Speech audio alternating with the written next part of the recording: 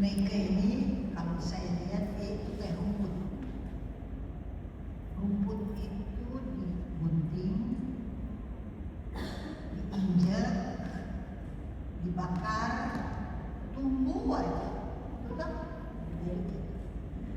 Biasanya orang kalau kena cancer satu kali, ada temannya yang baru satu kali kemo, yang kedua kali meninggal, pergi check out. Ada yang 2 kali, nah maksudnya cancer. Ini udah 3 kali, nggak mati-mati. Mengapa begitu? Karena Tuhan punya rencana yang teramat sangat indah. Jadi saya bertanya kepada Tuhan, kasihan si Mega kalau begini ya kan? Dia sudah mengalami begitu banyak kayak di kesengsaraan. Tapi heran, saya belum pernah lihat dia mengerang atau kesakitan atau adu-adu atau mengeluh atau bersungut-sungut. Tak pernah. Padahal kalau cancer itu yang kena di tulang belakang, yang kena di payudara, maupun di getah bening, maupun yang terakhir ini di paru-paru, itu kan sakit banget mestinya.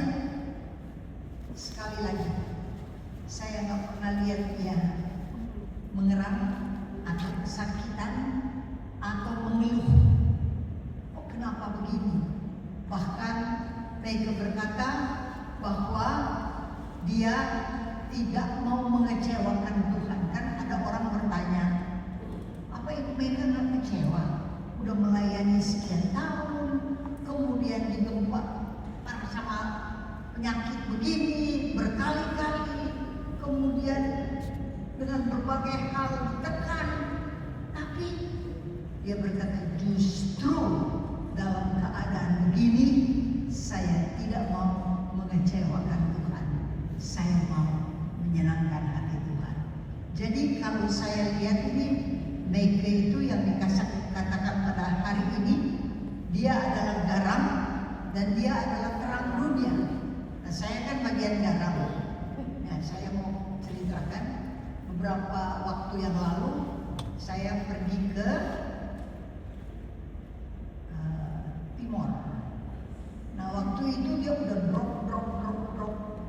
Jadi saya berkata sama Bu Mega begini, Bu Mega, kalau saya ke Timor bukan ke kota besar, tapi kan masuk ke pelosok-pelosok. Biasanya kalau ada apa-apa, andaikan, yang namanya kan orang udah drop ya, andaikan kita harus berpisah, saya dan kamu goodbye pergi gitu, saya nggak bisa segera datang karena pesawat kalau di daerah-daerah nggak ada tiap hari pesawat gitu. Jadi udah siap-siap gitu. Pulang, puji Tuhan, dia ada. Sudah itu saya berangkat lagi pergi ke Kei, ke Amboina, ke Ambon. Itu kan juga jauh. Saya pulang, ada lagi dia. Tapi bukan makin drop, tapi makin bagus. Kemudian saya katakan kepada dia, Meg, ada lagi saya mau ke Jambi. Dia gini, aku ikut. Loh, ini kan lagi drop. Saya ikut. Dan ketika dia berkata aku ikut, biasanya kan di drain dari paru-parunya air sama darah. Sampai ada satu sahabatnya bilang, aduh Meg, kamu itu udah kayak Tuhan Yesus. Dari ketika ditolak sama tentara itu kan keluar apa? Darah. Air sama darah. Tuhan Yesus dia.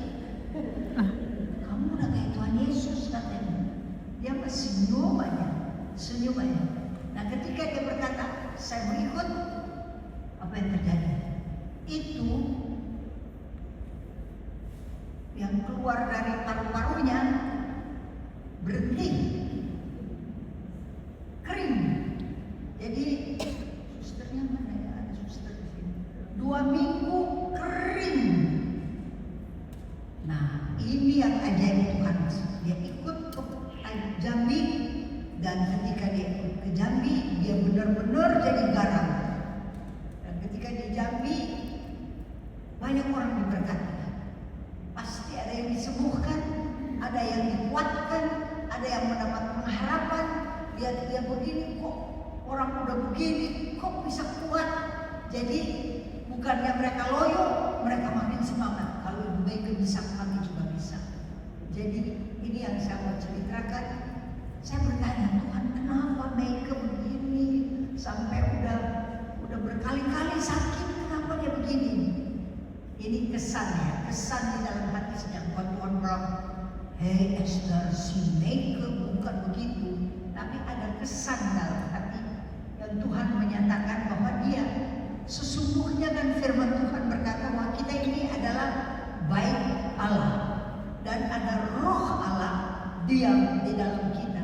Jadi yang kesan yang saya peroleh adalah Tuhan mau membuktikan bahwa manusia ini, tubuh kita ini kuat banget. Tubuh kita ini kalau bukan Tuhan yang panggil pulang, nggak mati-mati. Kalau Tuhan tidak berkata ini waktunya kamu pulang, nggak bakal mati. Karena Tuhan akan mendemonstrasikan kepada dunia betapa kuat tubuh kita yang diciptakan. Kita kan dibentuk oleh Tuhan untuk menjadi apa? Iklan di dunia ini. Tuhan akan menyatakan bahwa saudara dan saya kuat, sehat, kita sehat. Walaupun ada penyakit, kita harus berperang. Ingat, saudara dan saya adalah lebih daripada pemenang, karena Kristus sudah menang bagi kita. Amin. Maka kita tidak berdoa untuk kemenangan, tapi kita berdoa dari kemenangan.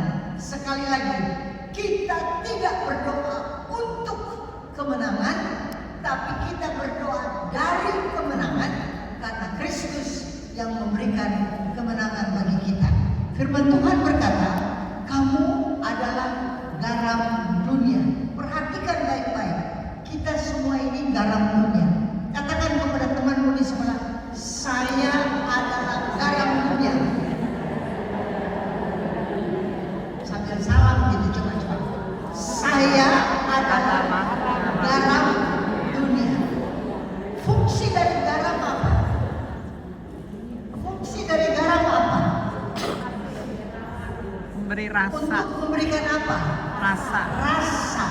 Coba kamu buat salad ya, salad yang enak sekali. Aduh, udah dihias enak-enak dan warna-warni, tapi tidak dikasih garam.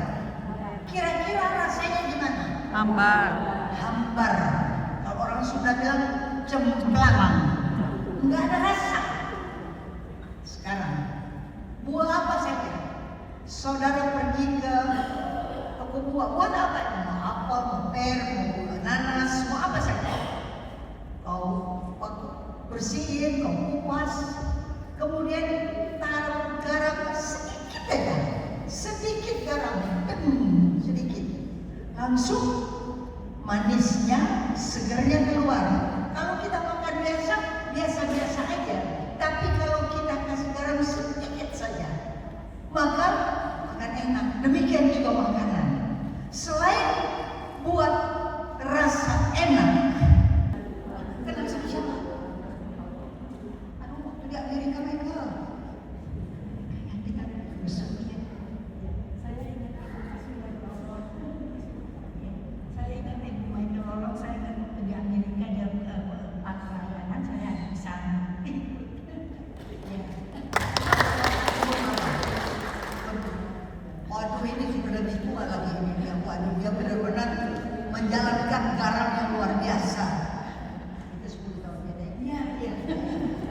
Kita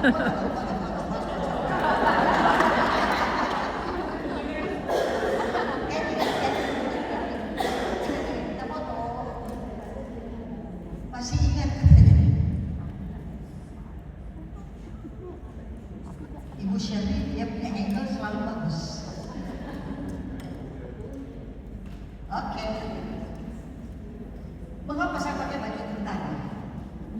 Karena saya mengawali dia. Saya ingin mengawali dia. Mengapa saya datang? Ketahuilah. Nanti ya. Nanti saya berangkat tanggal 11. Bu Mega berangkat tanggal 12 kemana coba?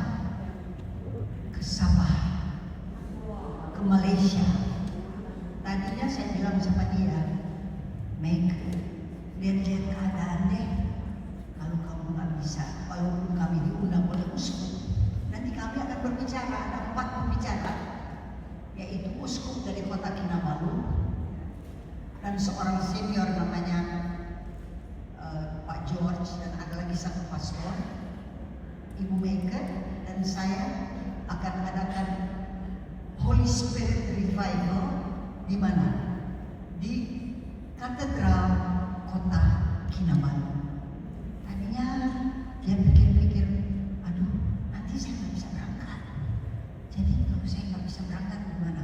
Saya bilang, lihat kesehatan. Kalau kamu nggak bisa berangkat, biarin deh. Oma-oma, nenek-nenek ini ambil kamu punya materi, saya yang bawa. Kemarin dia ke dokter, kan mesti periksa. Kalau mau berangkat kan mesti periksa. Periksa lantas dia bilang, dok, spesialis paru-paru bagian, saya kayaknya nggak bisa berangkat. Kenapa kamu nggak bisa berangkat?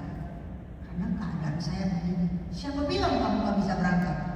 Kamu harus berangkat. Karena saya perhatikan, kalau kamu berangkat, kalau kamu melayani, ada keajaiban dari Tuhan. Ketika paru-parunya menjadi kering, dokter yang Muslim, yang juga beriman, dia berkata kepada Ibu Mega, kamu itu kun fayakun. Kamu juga bangga dia betul kun fayakun. Pokoknya terjadilah katanya sesuai imanmu, begitulah ya. Jadi dia terheran-heran tiap kali kalau Mega dapat kesembuhan, dapat kekuatan, dia sampai terpesona, sampai dia berkata, pergi melayani, pergi katanya. Karena itu ibadah, dan setiap kali kamu ibadah, kamu mendapat keajaiban Tuhan. Bukannya kita yang tahan-tahan, dia yang suruh-suruh, pergi katanya. Nanti kalau ada apa-apa, nggak akan ada apa-apa. Jadi Mega ini garam dunia, ntar lagi dia jadi terang, nanti dia yang terangkan sama kita. Jadi dia nggak bakal busuk, nggak bakal mati, belum. Kalau dia punya rumah di sorga sudah kenal, sudah selesai, karena dia sedang kirim bahan kan. Bahannya adalah pelayanan, doa, berbuat baik. Maka bahan-bahan itu udah komplit dan sudah dibangun selesai, maka dia pulang ke rumah Bapak dalam keadaan bukan kita yang suruh pulang, tetapi Tuhan yang panggil dia pulang. Amin. Saudara semua mau menjadi kuat? Dengar firman Tuhan. Mau menjadi punya, karena Tuhan kan ketika panggil murid-muridnya, apa yang dia lakukan? Dia berikan kuasa dan tenaga. Jadi kita minta kepada Tuhan. Yang lemes-lemes di sini, minta tenaga dari Tuhan. Nenek-nenek kuat 82 tahun karena Tuhan Yesus. Maka saya selesai dengan garam dikit aja saya ambil supaya